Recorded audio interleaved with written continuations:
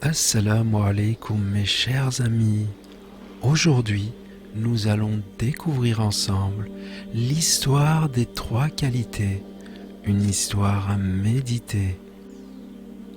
À l'époque du prophète, sallallahu alayhi wa sallam, une femme désireuse de se marier énonça les trois qualités que son mari devait posséder. Elle dit doucement: il faut que mon futur mari possède trois qualités afin que je puisse l'épouser. La première qualité, il doit prier toute la nuit. La deuxième, il doit réciter le Coran en entier toute la nuit. Enfin, la troisième qualité, il doit jeûner toute l'année. Les hommes du village étaient alors étonnés de sa demande.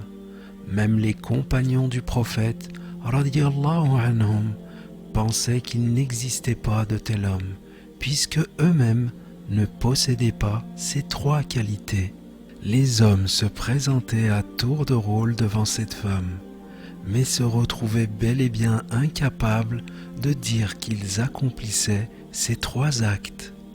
Un jour, un jeune homme se présenta à cette femme et lui dit: marie-toi avec moi, car je possède ces trois qualités. Sans réfléchir et n'écoutant que la parole de l'homme, elle l'épousa.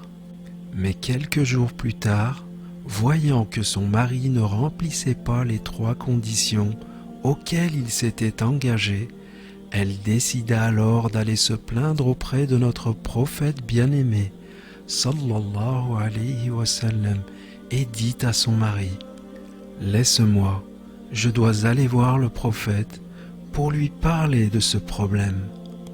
Puis en s'adressant au prophète sallallahu alayhi wa sallam, elle dit: j'ai demandé trois conditions pour épouser un homme, mais l'homme que j'ai épousé ne passe pas toutes ses nuits en prière, il ne consacre pas sa nuit à la récitation du Coran, et il ne jeûne pas toute l'année. Ô prophète, m'aurait-il menti? Le prophète sallallahu alayhi wa sallam l'interrogea alors en lui demandant si son mari faisait la prière du Fajr et du Isha à la mosquée. Elle répondit que oui. Le prophète sallallahu alayhi wa sallam lui répondit que c'est donc comme s'il priait toute la nuit. Puis il lui demanda si son mari récitait 3 fois la sourate al-Ikhlas chaque nuit. Elle confirma. Il répondit alors que c'est comme s'il récitait le Coran entier toute la nuit.